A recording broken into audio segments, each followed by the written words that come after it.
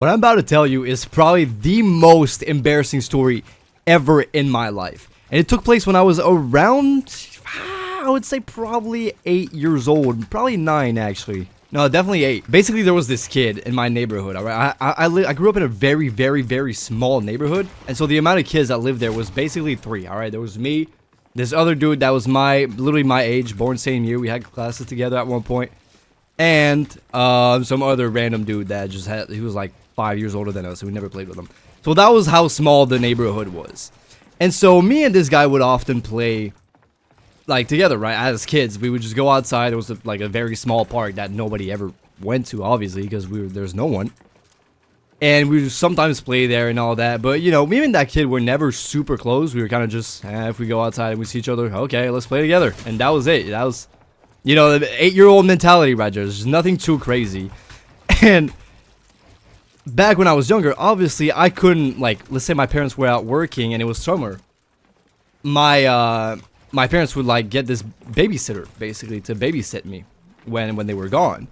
And I remember she would very often take me outside and all that, and it was like, okay, sure. And at one point, she took me out to the park, and we kind of just went there, took a walk, and then went back. And as we were going back, we saw the kid. We'll call him N, all right? N, that M. N. So that's okay, whatever. That's gonna be his name for the story, all right? Probably because his name starts with an N, but that's whatever. And we saw him as we were on our way back home. You know, we went from the park, and we were tired and all that. I didn't want to play with him. I really just didn't. I was fucking exhausted. The last thing I wanted to do was play ball with this guy. I was about to say, maybe N isn't the word. I don't know. It makes me feel uncomfortable to say his name for some reason.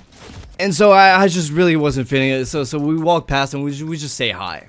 And N always wanted to go outside and play. And me, as you can see by how fucking talented I am at Fortnite, I don't like going outside that much. I don't like playing. And I was like that ever since a jit. I never fucking changed, alright? I don't go outside. That's my life. I'd rather stay inside and do my own little things. And that's how I grew up. And that's how I am. Whatever.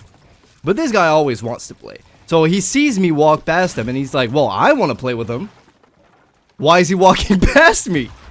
And so I'm like, well, that's his thought. But I really just want to go back home. And so I end up going back home. And because it's the summer and it's super hot, it's like all the windows are open, right? And then the babysitter's like, hey, well, you know, that kid, and you could go play with him, right? Why not? You should. And obviously the babysitter was just trying to do she was just not trying to take care of me, right? It was pretty obvious. She just wanted to sit down and do fuck all at the park and probably read her book. She read a lot, actually. And so that's just what she wanted to do, alright? She just wanted to sit down and not have to take care of me. So she very strongly insisted on me playing with Nicholas. I just said his name, with N, alright? She very much insisted. And I was like, no, I don't want to go outside. I don't want to play with him. It's like, yeah, no, let's go back outside. Come on, it's good for you. Your parents really want me to take you outside. Come on, let's go. And I'm like, no, I really do not fucking want to. And so we kind of get into this really short argument, me and the babysitter. And I'm like, I really don't want to. And I can tell that I'm not about to convince her. So I have to use the strongest argument ever. I have to prove her once and for all that there's no good reason for me to go outside, alright? This is how deep this shit was. And, okay, before I say what I'm about to say, I have to change his name, alright? Because this is gonna look very bad. So we're gonna call him H instead of N, because this would look very bad. And so the strong argument that I use is, I don't want to go outside and play with him. I hate H! This is what I say. Out loud, I just say, I hate H! Alright? As loud as I can. Just to make sure and assert the dominance, the point. I want her to understand I'm not going outside and playing with this fucking kid. I am staying inside, and this is what I want. And so, at least I won the argument, right? She goes, okay, alright, then we won't go outside. And literally, I think, it was like, the timing was so crazy. 2 seconds later, you remember how I said the window is open? 2 seconds later, I hear knocking on the door. And then me and the babysitter, we turn around. And guess who's on the fucking door? not only H, but his whole ass mother right next to him. Right next to him. They knock on the door. And so the babysitter and I remember we had this moment. We look at each other. Oh.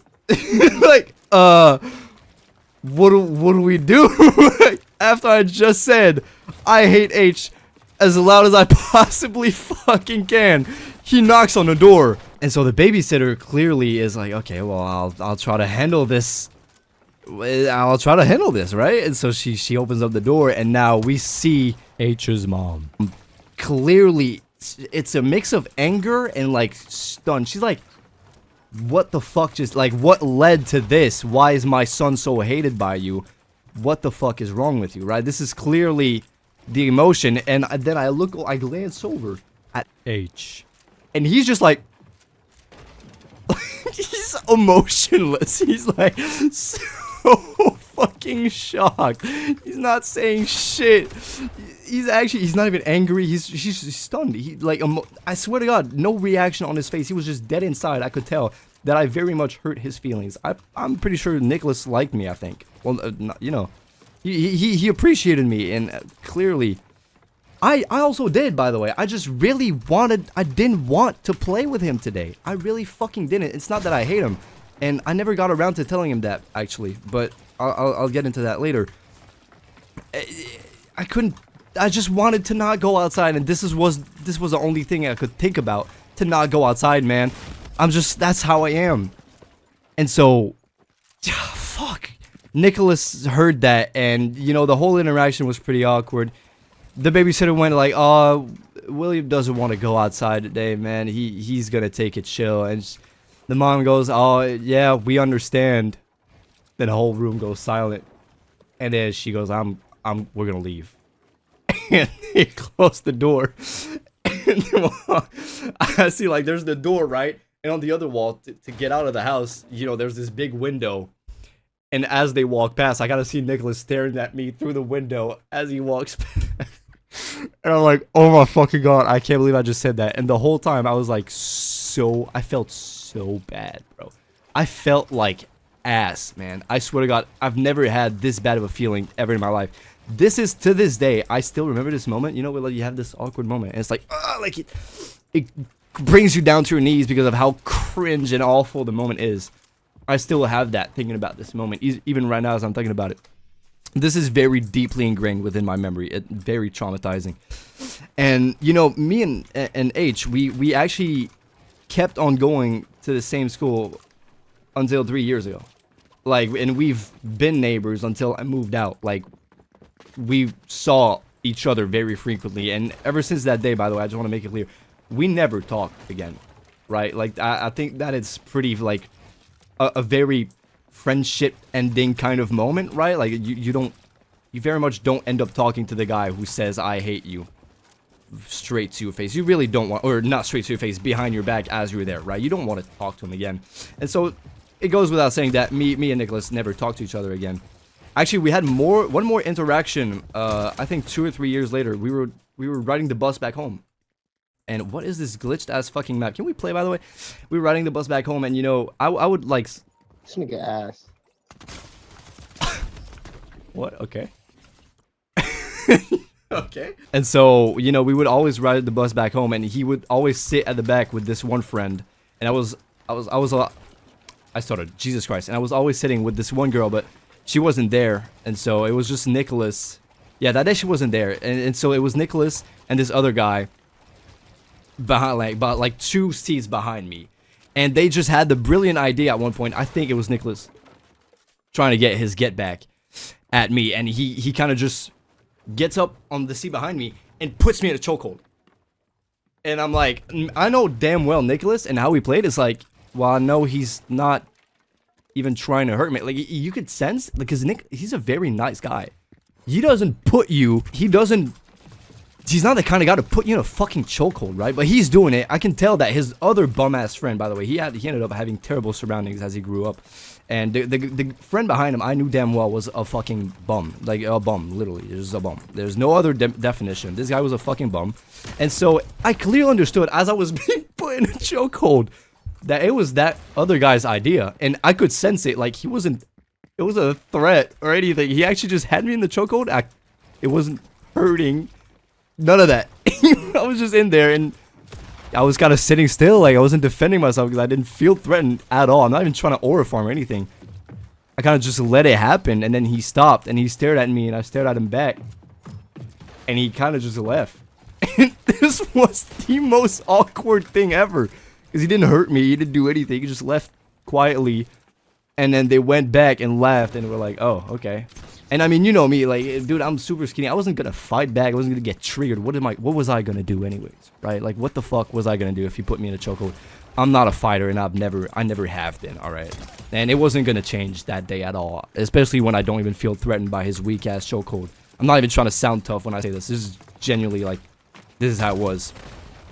And so he kind of just went back, and I'm assuming that was his way of getting back at me, right? So I kind of didn't even complain because I knew deep down this, I owed the fucking, you know, like, an apology somewhat. So that was his get back. I could very much feel it. Oh my god, how do you miss that? Jesus.